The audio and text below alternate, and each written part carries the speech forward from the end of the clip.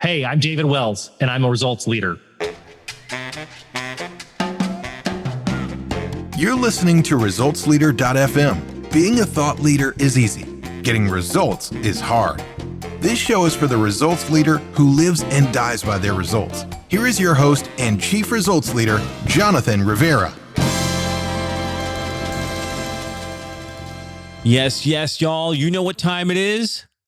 It's time for another ResultsLeader.fm interview. And as always, I've got another good one for you. Today's guest is an author. In fact, he wrote the book, When Anything is Possible. He's the founder and CEO of Family Capital Strategy. And he's got over 15 years experience in strategic investment analysis. Now, that's the bio stuff. But when we get into this interview, we're going to talk about growth. We're going to talk about family. We're going to talk about education and investing. We're going to talk about it all. And you got to listen closely because this guy shares some deep philosophy. Let's jump into the interview with Mr. David C. Wells Jr. David, my man, welcome to the show. How are you today? I'm doing great. It's great to be here. Look at you people can't see this, but you got a heck of a setup over there. I appreciate you, brother. Not many people come this prepared, so thank you for that. I made the decision in April that if I was going to be doing this a bunch, I would at least get like lights and a microphone and a few things to make it at least look and feel better than some of the stuff that I was seeing on like CNN and some of the news shows where it's like, are people doing these things from a cave or where are they hosting these shows? So number one, they're doing it from their basement. And number two, exactly right. Good of you to notice that. So let's jump into this, man. I have one question to get us started. It's an easy one. What book or books have you given most as a gift? That's a great question. So my background is in the investment space originally. And so there's an amazing biography of Warren Buffett called The Making of an American Capitalist. And that is an absolute classic. If anyone wants to learn about kind of rational, sensible investments, decision making, it is fantastic.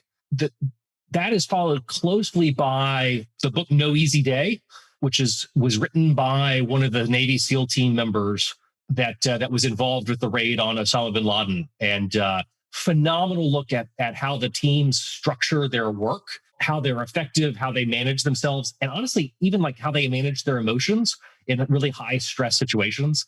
I think it is a fantastic resource for anyone that has high aspirations and of being in places of high pressure, or are in leadership roles where that's things that they realize. The SEAL teams have got this pretty much figured out at this point. And so it's been a great read, and everyone that I've given it to, I think has really enjoyed it as well. Yeah. And I've got it written down here because you hit two of my favorite things, Navy SEALs and biographies. I love it. There we go. Cool, man. So let's move into failure. And what I want to know is how an apparent failure has set you up for later success. Yeah. And not even an apparent failure. I can talk about like an actual failure. I have started a number of companies. In 2012, launched a hedge fund and ran that fund for 4 years. And then ultimately we made the decision to wind the fund down at the end of 2015. And so at that instance, my business partner and I had these ideas of launching something that we felt like could be $1 billion in assets, and very sophisticated, and thought it was going to be I personally thought it was going to be my career. And after 4 years, just couldn't get the traction to grow the business. And so I think what's interesting in that is I think if you go through failure of that sort. I mean, I had worked functionally every day for 10 years to get prepared to launch the fund credibly. So an inordinate amount of time and learning and professional work to do that credibly. And so when you have a failure and a loss, I mean, the first reaction is like the 5 stages of grief, right? Like for me, it was losing a dream that I had had since college of like, hey, this is what I want my life to look like and where I want it to go. And so I think the first piece of that was like making peace with the loss. And then in this interim period, what was really neat was and someone, a mentor of mine told me this recently, that when we go through these changes, the work that we do in the in-between periods is where you digest what you learned from your past experience, and then you gain the new skills that you need for whatever's coming next. And so for me, it was this couple 3 year window of about 3.5 year window of time where, frankly, I felt pretty insecure about what I was good at after that failure experience, to get into some places to really see, like, okay, these are the areas where you're really strong, or you have real skills that add real value. Here are additional things that I can learn through books, through meeting people, through podcasts and the like, to really add some more context to that. And then what I saw was then, when I took that new package and then just planted it in the right soil, that's where I've been feel very fortunate to have seen a lot more success here recently on some things. But if I hadn't have had the failure to give you the perspective and the push to learn some new things, I wouldn't be as good as I am today at what I do. But man, it's a hard process in the interim to go from end of chapter to start of new chapter, for sure. Man, 10 years preparing that. I wonder, when you're thinking back on that, is there anything that you might have changed about that experience? Or are you happy with the lessons that you took from it as is? I think to some extent, having it's one thing to have a dream of like what, and especially if you have an entrepreneurial dream of like, I want to build this business in a certain way. And what I've learned over the course of this experience is that I feel like my dream now has been redefined of, I really just want to be in business for myself. I'm fairly agnostic as to what that looks like. And with a hedge fund or certain types of businesses, like, you get almost kind of locked into like, this is the path that we're going to go down. Like, we had legal documents that said, like, this is the investment strategy. This is what we are and aren't allowed to invest in. And so, all of our investors sign those documents. And so you don't have carte blanche to then go, if you thought you were going to do this, to then go do, venture capital, or to change the way the business looks. And I think if I look back on that kind of that 10-year learning period, if I had gotten better line of sight around like, what does the actual day-to-day look like of the job, I think that probably would have been helpful, because it would have said like, okay, here's some strengths and weaknesses that come with that. And then as well, I think I probably would have considered a structure that allowed a little bit more optionality to it, so that as the market evolved, we could have pivoted the business. What we ended up with was just basically, we were locked into this path. We couldn't make changes to the business. And so when we saw opportunities, we weren't able to capitalize on it. And I think that's, I feel like that's the task of anyone who's got a vision of bringing a business to life is like, you've got this idea, then you got to go see what the market tells you about it, and then go back and, either do more of what you thought worked or completely change it. And if that requires you to be nimble, you need to be able to fail cheaply, and have the budget to do some experimentation. We just had gotten down a path where like this, the legal cost alone to start to stand up a hedge fund it's a sizable check that you write. And so you just, we just were handcuffed in a structure that, great. Like, and I was fortunate where like I had an amazing business partner who's still a very close friend. And, I think in a different time, in a different set of circumstances, we probably could have figured something out, but the clock kind of ran out and we both said, all right, it's time to get, a paycheck again. And you can't argue with that. So No, I don't know who told me this once, but they said no plan survives its collision with reality. And so being great locked quote, up like yeah. that, I can't even imagine, because I mean, you have to be able to adapt. You have to be able to grow. So let's talk about investments. And what I'd like to know, David, is what would you say is the most worthwhile investment you have ever made? So this may sound cliche, but I think education in some capacity is incredibly valuable. Now, I will caveat that by saying that may, depending on your wiring and what you're interested in, that may or may not be traditional, schooling of when you think like a college or university. It could be, an alternative certification program. I mean, I personally read a tremendous amount. Like in high school, like I had started a technology consulting business. It was like late 90s, like peak of the internet boom, like helping small businesses with like their technology platform. So, I mean, I literally went out and bought like 25 textbooks around different pieces of the technology stack so that I understood that. Like, and so I think all that to say, like, if you can invest in yourself, figure out first, like, what are you actually wired to do in this world? Like, what are you really good at? And then how do you take that and then get in the top 90% of performers, to use kind of the Tim Ferriss way of looking at the world, but like, how do you move up that skill curve so that there are very few people who are at the same level? And that's not that hard to do. Now, it's hard to go from like the 90th percentile to the 99th, because like there's the LeBron James version in every vertical, but like you can be world class. And so if you'll take the time to invest in the education and the learning and building your skill set, like that's been where I've seen the highest rewards, because then when you have the right problems that come your way, you're just ready to solve them in a way that probably few others are. And I think that at least for me personally, that has been a real benefit to my own kind of success or career, for sure. All right, man. So I want you to think back. In the last 5 years, what new belief, behavior, or habit has most improved your life? I think it would probably come down to learning to be gracious with myself. And so, whether it's like the writings of Brene Brown or some other folks, and I've in conjunction with the failure of our business, like spend some time doing some personal work with a counselor. I think that learning to take the bumps that come, examine them for the lessons, but then I think it's so easy for all of us to immediately translate that to say, like, I experienced failure to then mean I am a failure, as opposed to like, it's just something that happened to me that I can then apply in a new circumstance. If I can separate that causal link between an event and an identity, I find that I am much more stable as a person. I'm much better equipped to see opportunity that comes, because it's everything that happens is not immediately, I'm not using it to render a verdict about how I feel about myself and success in the world.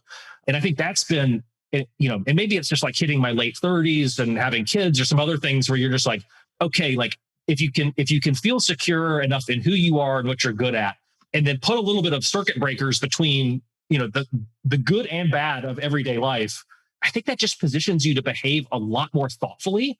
So when you go into something, you're just a lot more directed about what's important. And I think, at least I know I've experienced that correlates with good results, because you're coming at places where you feel like you can actually add value. And then lo and behold, like you actually add value. That has been, I've been, surprised by how I've seen that play out, for sure. I feel like you just gave our listeners a secret to happiness, those circuit breakers.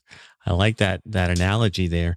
So cool. Let's have a little fun here. What are some bad recommendations you hear in your area of expertise? My favorite bad recommendation is to like follow your passion, and it's not that it's wrong, it's just incomplete. And whether that is, and like my day in and day out, I work with business owning families. So typically families that have built businesses over multiple generations and that are trying to figure out how they continue to do that into the future. So in many cases, like you have like large groups of people. And I think this idea that somehow, like, if we just are interested in something and we're just passionate about it, like that's enough to be successful or the like. And it's just not the case. Like I'm much more of the view, and I think there's some folks who have done a good job of developing this, which is like, a lot of times your passion comes for something after you've gotten really good at it. So if I can find something that is like I'm remotely interested in, and that it aligns with a skill set that I have, if I will keep at it, like I play a decent amount of golf, like it's something that I'm interested in, and I'm developing a skill set. And I found that like my passion for the game continues to grow and grow, but the passion ebbs and flows, right? Like, because some days you just play horribly, and it's, you lose $40 worth of golf balls. And I mean, it's, that stuff's no fun, but it's more just like, if you can continue to build on that skill set, I think then suddenly over time, like you develop these like deep seated interests. But I remember there's a great interview with Steve Martin, the comedian, who talked about like when he first started playing the banjo, and he wasn't particularly passionate about playing the banjo, but he felt like I think there's a Charlie Rose interview 20 years ago. And he said, when I started playing the banjo, I thought like, wouldn't it be cool when I'm 50 to look back and say like, I've played this instrument for 20 years or however long. And so that was his mentality, was like, this is a skill set I'm going to develop. And then you fast forward it.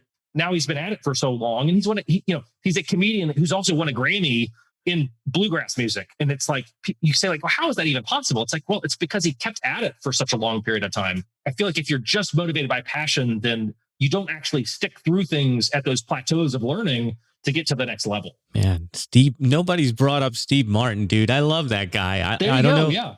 I don't know if you've read his book. I think it's Born Standing Up. One of my favorite bios, man. Awesome, awesome guy. And I'm so glad you just reminded me. I got to read that again.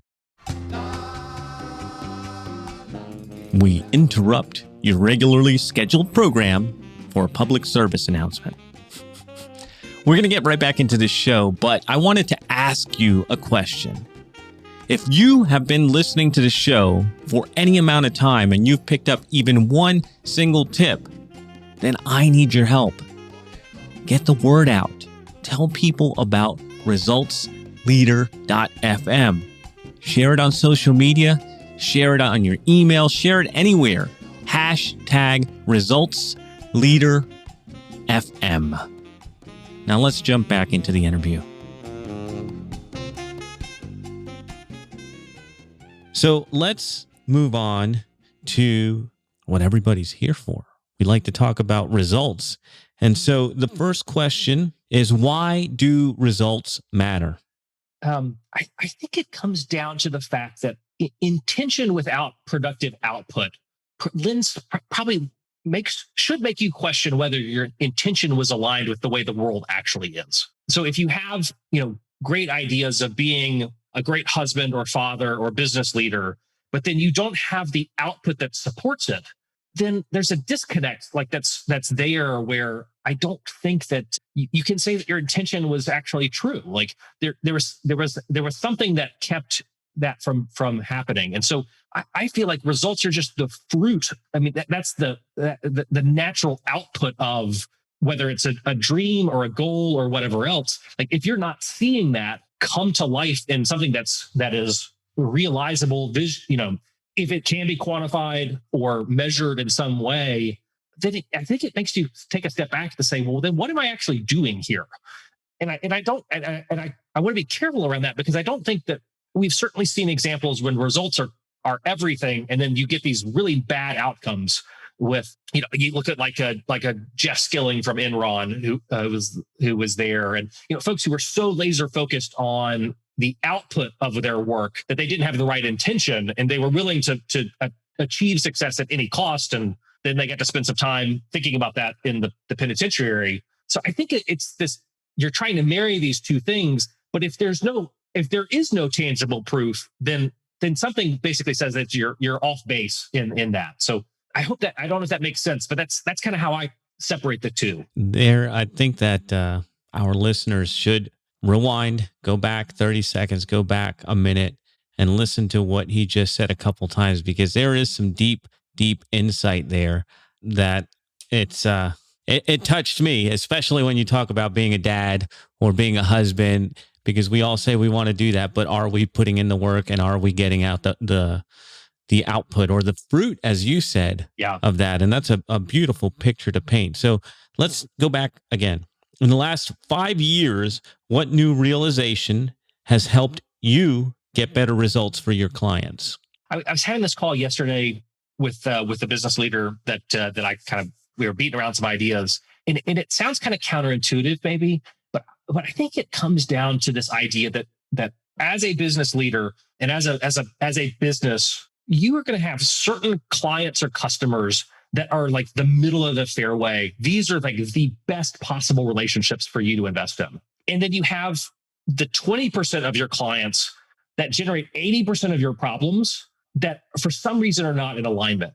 I think at this point, what I've seen is that when businesses can get really laser focused on who they do their best work with, and then help those existing folks either become those clients or transition to somebody else that is well equipped to serve them, it frees up a tremendous amount of time, because you're just not having to fight the fires of the cantankerous 20%. And it drives a lot of engagement within the organization, because all of the people who are serving the best clients are able to act out of their strengths to see real results, to see that success, whatever that looks like for their client. And that creates a workplace that's incredibly dynamic and engaging. I think the challenge is that it's really uncomfortable to think about the idea of voluntarily avoiding business. Or if you have clients, functionally firing them, that feels like a really uncertain step. But I think if you're willing to thoughtfully kind of segment the client base on whatever the dimensions are so that you know who your core client is, if you will let go of that lower piece, I have yet to see that leads to a negative outcome. And in general, like the lost revenue from getting rid of those folks gets quickly replaced from either the existing clients who you take from doing $20,000 worth of business to 30, because it's always easier to take an existing client to the next level as opposed to go from zero to that first dollar. Or you suddenly have a lot more time to go find the right clients. And because you clarified who you like to work with, you're just a better salesperson, right? You actually can say, like, this is who I work with and this is who I don't work with. I think so many times it's like early on, it's like, I'll do anything as long as they pay for my services. And then when you play that out, you just end up really scattered and all over the place. Ladies and gentlemen, he just described pruning. Cut some of the bad ones and the good ones will grow. I love it, man. So let's talk about you for a second here, David. Sure. What area of your business would you like better results? Yeah. So I think one of the things I write a tremendous amount. I typically publish something weekly on my corporate blog. I do a weekly newsletter that it's kind of a rundown of 15 interesting articles. It's called 15 on Friday. I've been doing it for 8 years. And then I just published a book in January. And so I think one of the things that I'm wrestling with is, how do you take those pieces and then leverage their impact where, I feel fortunate where like I've got, a decent base of subscribers, a decent follower group on LinkedIn, so the makings of a nice kind of platform. But you look at like that next tier up of folks who, have gone from like the low thousands to like 100,000 or more. Or, I mean, you got like James Clear, who's got 3 million subscribers to his newsletter, some crazy results that are out there. And I'm not sold that that's necessarily like that I want to build a platform that size, but I'm still trying to figure out like, how do you scale up that activity in a way that feels authentic, where it's like able to deliver the value that I want to deliver, like, and provide something that people find interesting and worthwhile. I think there's a place where I can learn and do better. And I'm trying to figure that out, but I don't have the secret yet. And I think, maybe we're all trying to figure that out in this COVID era where we're at home and trying to figure out how to grow our businesses from, the office or the living room or whatever. The living room. Yes. He's talking about me sitting in the living room. All right. So what results are you most proud of? I think it's important to get your priority, to order your day and your life around the things that are most important. And there's a great kind of a virtual mentor of mine, in the sense that I never met the man, but I've read everything that he's ever written. Was a professor at Harvard Business School named Clayton Christensen. He's written a great book called, the name is going to come to me in a second, but around how you order your life. And one of the things that Christensen said was that it is really easy to prioritize the things that are near term where you see early success on. So like, in your job, it gets pretty easy to tackle whatever client need that needs to be solved, see success. And what he said is the challenge is that all the stuff in life that's really worthwhile, you see very little day in and day out success on, but it's massively important in the long run.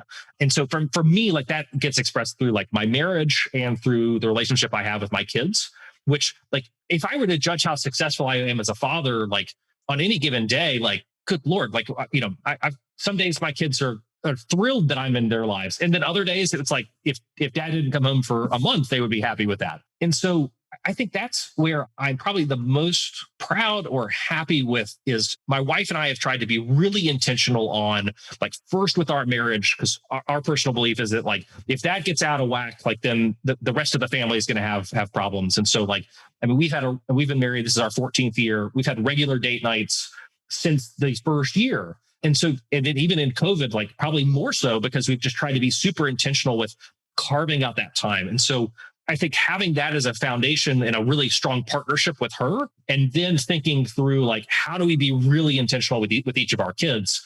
If I can make sure that those, big rocks are in the jar, kind of as the old analogy goes, then I feel very blessed that like, I've experienced some success professionally. Like my business is kind of growing.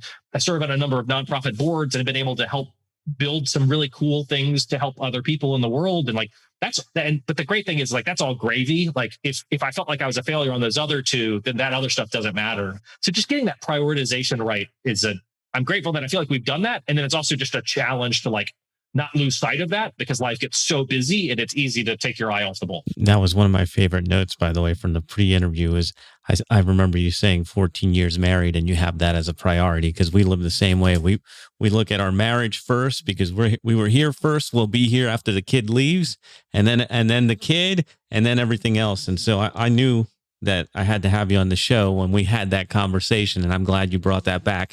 So as we're wrapping up here, any parting thoughts that you'd like to share with the listeners? Yeah, I think that the challenge is, how do we all begin to articulate what it is that we want most in the world? And my experience, especially, and so I spent a number of years working with wealthy families and actually managing their investments, and then now work with wealthy families on more like business and strategic issues. I think we all naturally default into certain behaviors because like life throws things at us that we have to handle. And so if we can, how do we, each of us individually and in our households, create the space to examine our lives a little bit, right? And Socrates, I mean, this is thousands of year old wisdom, right? But Socrates said that the unexamined life is not worth living. And that's still true today. And I think it may be more true just given how interconnected our lives are, how busy our lives are. And I think that's the challenge for all of us, especially if we want to change the world in some way, whether that's by, building great businesses, building great nonprofits, thought leadership, whatever our desired impact is. If we're not laser focused on where it is that we're trying to go, like life will just, it's like Ferris Bueller, right? Like life will continue to pass you by. And I think that's the challenge is like, how do you build that in a process so that it's like repeatable in your own life? And you're creating those little, and it doesn't have to be like Bill Gates is famous for like, he would go spend like a week reading and learning. Like that's great for Bill. And like, he's been tremendously successful with it. I don't think we all have to do that, but it's like, how do you build those like little moments in life where you can create a pause, a bit of boredom if necessary, to get a little bit of perspective so that you can tee up things that you want to see most accomplished in the world. Love it, man. Love it. So where can our listeners get on that newsletter, find out more about you? Hit us up. Tell us where to find you. Yeah. So I think the easiest place is actually the website for my book, which is whenanythingispossible.com.